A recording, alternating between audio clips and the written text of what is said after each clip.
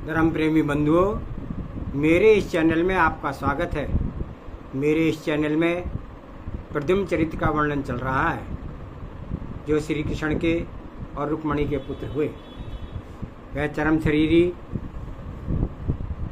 हमने पिछले स्वाध्याय में पढ़ा कि जब प्रद्युम्न का जन्म हुआ तब उसे एक दैत्य उठा करके ले गया और उस दैत्य ने उसको एक भारी शिला के नीचे कुचलने की भरसक प्रयत्न किया और वह ऐसा समझ करके यह कुचला गया, वह उसे छोड़ करके वहाँ चला गया। तभी वहाँ से एक विद्याधरों का विमान जा रहा था, वह वहाँ पर रुक गया। तब विद्याधरों ने उन पति पत्नी ने रुक करके देखा कि वह शिला जो हवा में हिल रही है। तब उस विद्याधर ने अपनी शक्ति से और विद्याओं के बल पर उस शिला को हटाया। तब उसके नीचे एक सुंदर बालक देखा और उस सुंदर बालक को उसने अपनी पत्नी से कहा कि तेरे कोई संतान नहीं है, तू इसको ले ले। तो उसकी पत्नी ने कहा कि भाई अभी ऐसे कैसे ले लूँ, तेरे अन्य रानियों के 500 पुत्र हैं, वह तो उनका दास बन के रह जाएगा। तो वह राजा जो है कहता है कि नहीं, यह जो है युवराज बनेगा और उसको युवराज का पद दे करके उसका तिलक करके, और वह फिर नगर में आकर के कहता है कि हमारी रानी के गुप्त जो है गर्भ था और उसके कारण से उसके यह बच्चा हुआ, उसका प्रसूति का सारे वो किया जाए और उसके बाद उस बच्चे का नाम जो है प्रद्युम्न रखा जाता है। आगे का स्वाध्याय करेंगे और हम इससे पूर्व मंगलाचरण करते हैं। जय बोलो देवादिदेवी गजाराट श्री पदम प्रभु भगवान की जय। तुभ्यं नमस्ति भुवनाति हराय नाथ, तुभ्यं नमः चितितलामलभूषणाय, तुभ्यं नमस्ति जगते परमेश्वराय, तुभ्यं नमो जिन्भवो दधिशोषणाय। जय बोलो पदम प्रभु भगवान की जय। पंचम सर्ग का यह भाग चल रहा है। ज्यों ही उसका नाम प्रद्युम्न कुमार रखा गया, ज्यों ज्यों प्रद्युम्न कुमार बड़ा होता गया, राजा कालसंबर के कुटुंबजनों को तथा सर्वसाधारण मनुष्यों को संतोष होता गया। राजा की सिद्धि धनाधिक वृद्धि को प्राप्त होती गई। जिस प्रकार भ्रमर एक कमल को से उड़ करके दूसरे कमल पर और दूसरे से तीसरे कमल पर बैठता है, उसी प्रकार प्रद्युम्न कुमार मनुष्यों के हृदयों पर हाथों हाथ खेला करता था। भावार्थ, कोई भी उसे नीचे जमीन पर नहीं छोड़ते थे। और इस समय किसी मनुष्य ने तर्क किया कि यह बालक राजा को कैसे हाथ लग गया, तो बांझ स्त्री के तो पुत्र होता ही नहीं है, यह कौन है, किसका पुत्र है, और सुनसान जंगल में राजा रानी को यह कैसे हाथ लग गया।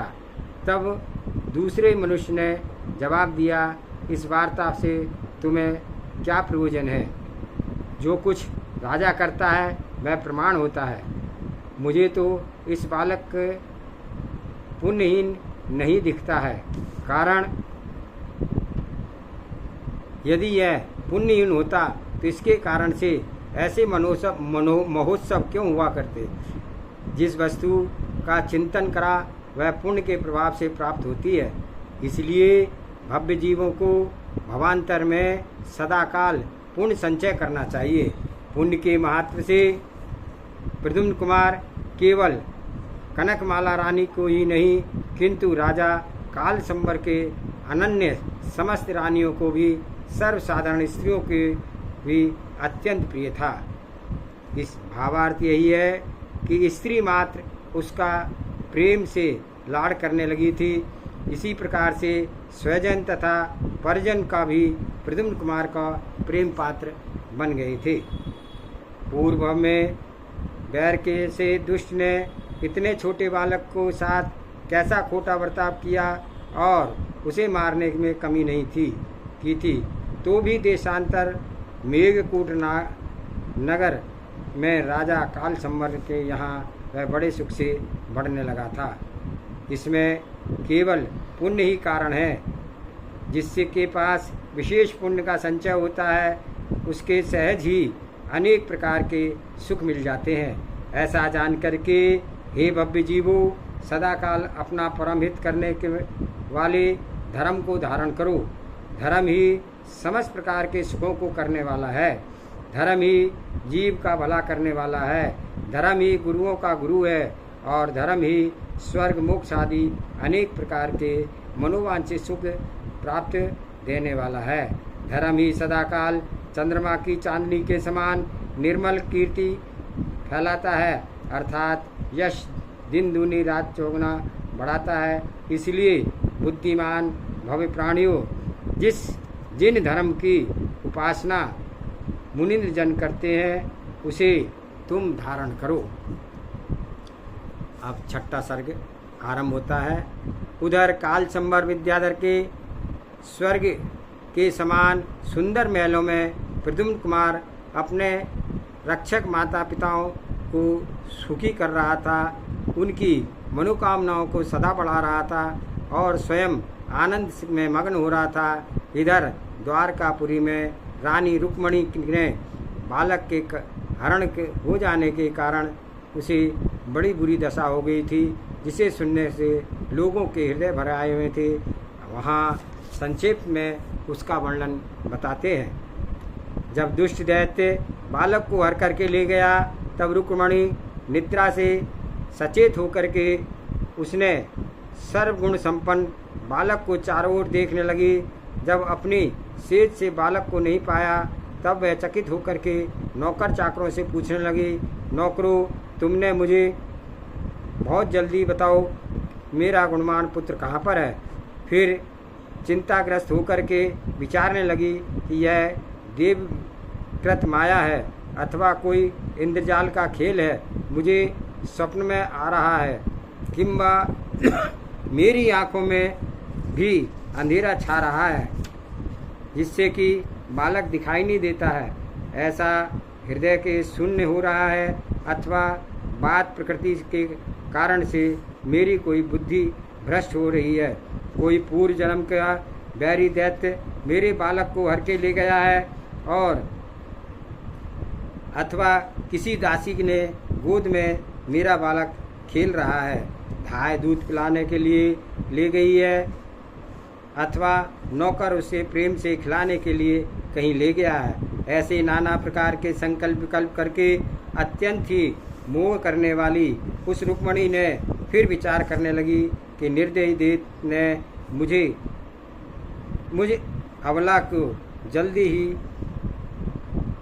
नष्ट कर दिया। अब मेरे जीवन में क्या सार है। ऐसा सोच करके वह एकदम पछाड़ खा करके भूमि पर गिर पड़ी।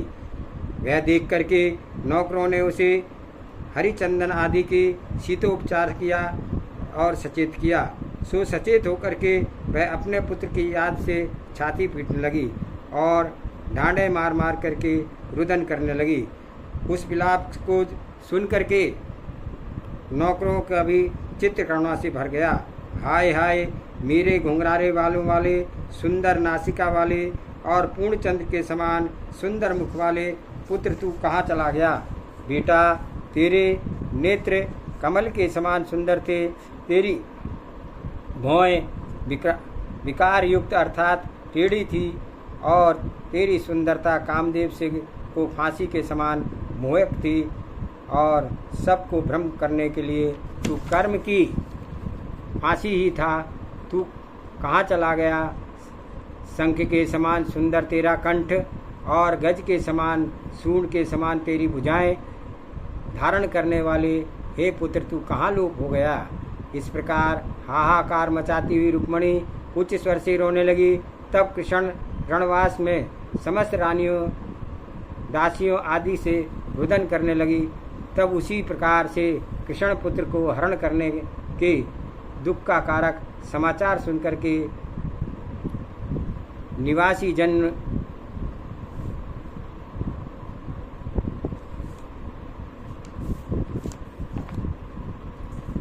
जन भी विलाप करने लगे। सारे यादव वंशियों की आंखों में आंसुओं की धारा बहने लगी और धारा प्रवाह आंसुओं से बूंद ऐसी जान पड़ती थी मानो उन्होंने सूत के पिरोई हुई मोतियों की माला ही धारण कर रखी हो।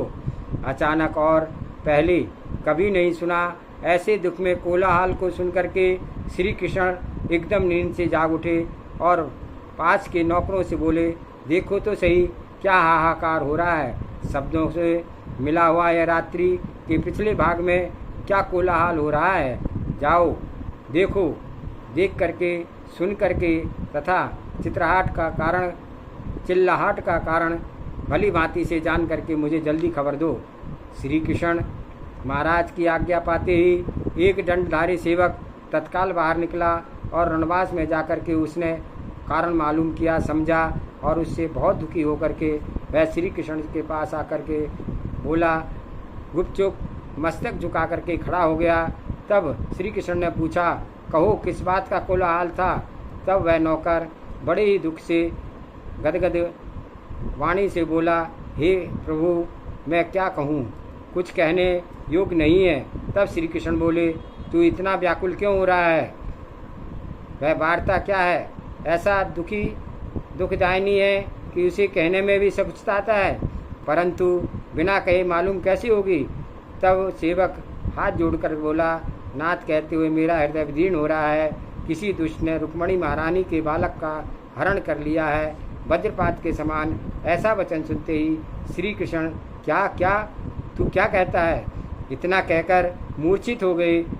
जिस प्रकार वज्र के पड़ते ही वृक्ष पृथ्वी से टूट कर गिर जाता है, उसी प्रकार से भयंकर घटना की खबर मात्र सुनने से उनका चित्त घायल हो गया और पछाड़ खा करके जमीन पर गिर पड़े, जिससे कि निकटवर्ती नौकर चाकरों ने ऐसा मालूम हुआ मानो कोई पर्वत औंधे होकर के।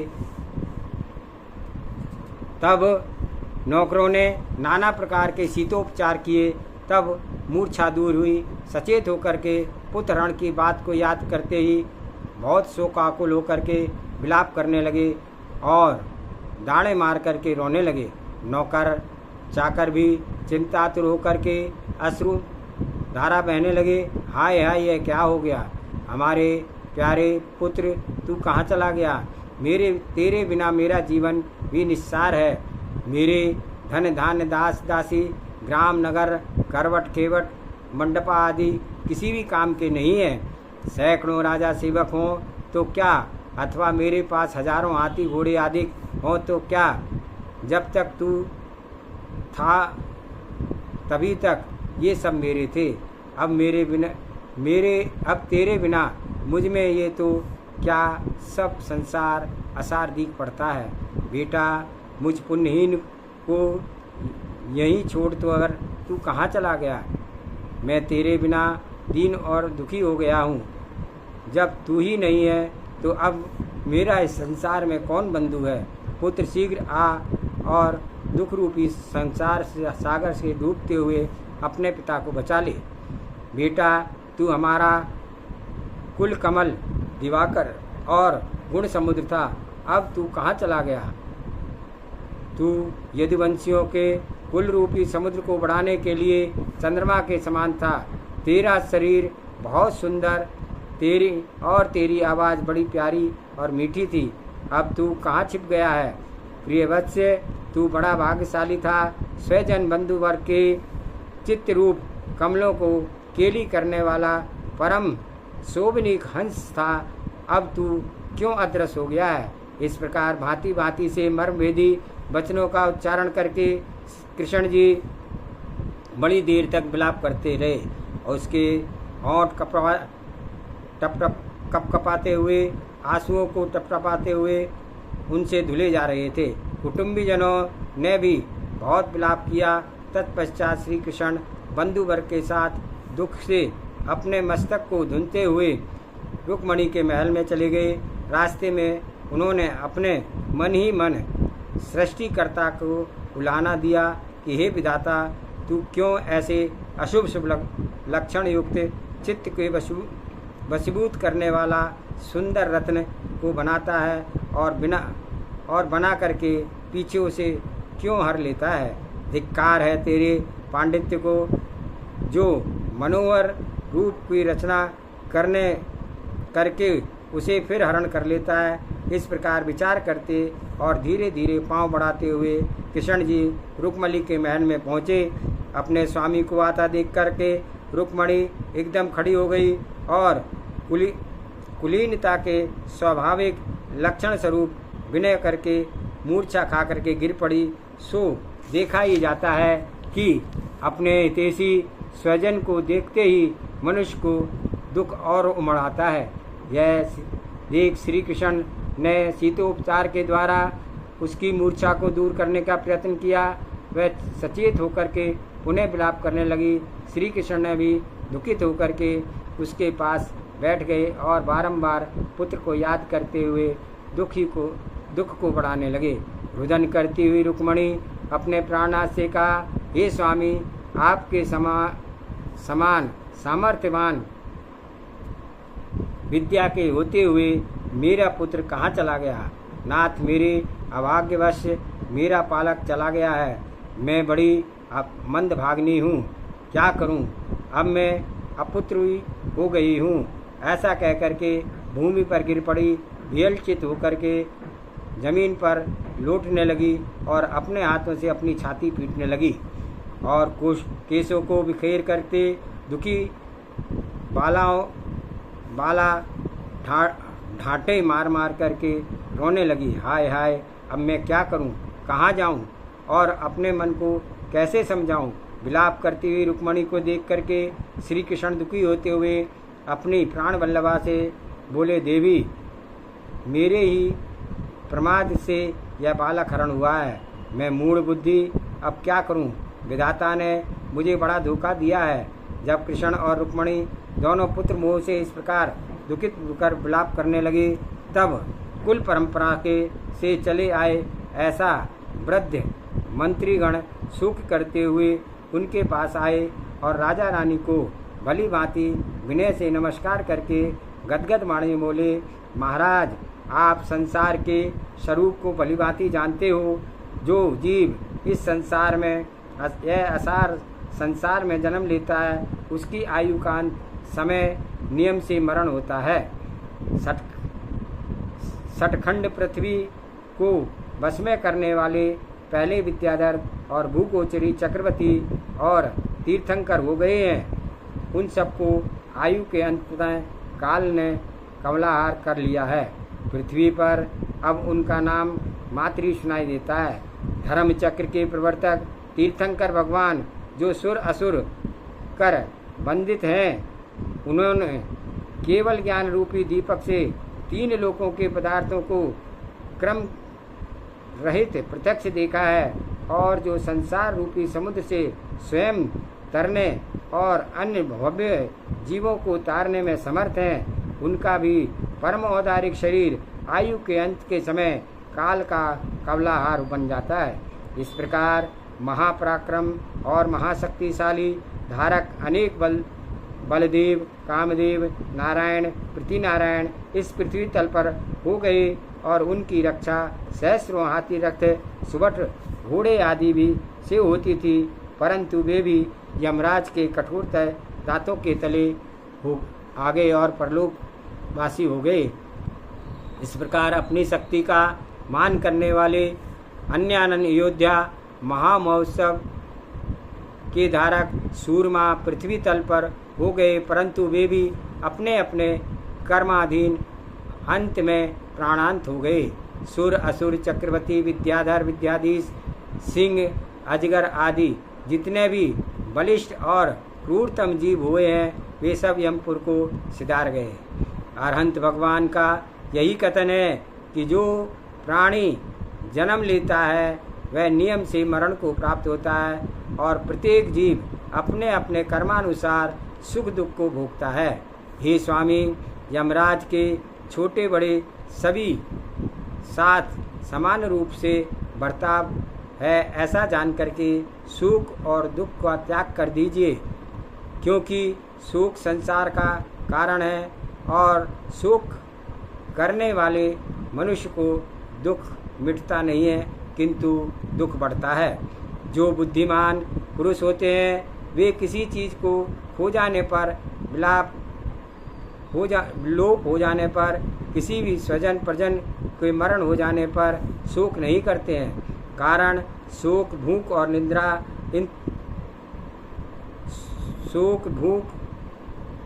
निद्रा, इन तीनों की ज्यों ज्यों चिंता की जाती है त्यों त्यों उसका विकार और बढ़ता चला जाता है। हे तीन खंड के स्वामी, यदि आप ही इस प्रकार चिंता शोक करोगे तो आपकी प्रजा दुखित तथा वियल हो जाएगी। ऐसा जान करके आपको शोक करना उचित नहीं है। क्या आपके समान ज्ञानवानों को, जो संसार के स्वरूप को भली भांति जानते हैं, इस प्रकार शोक करना चाहिए? यदि कदापि नहीं।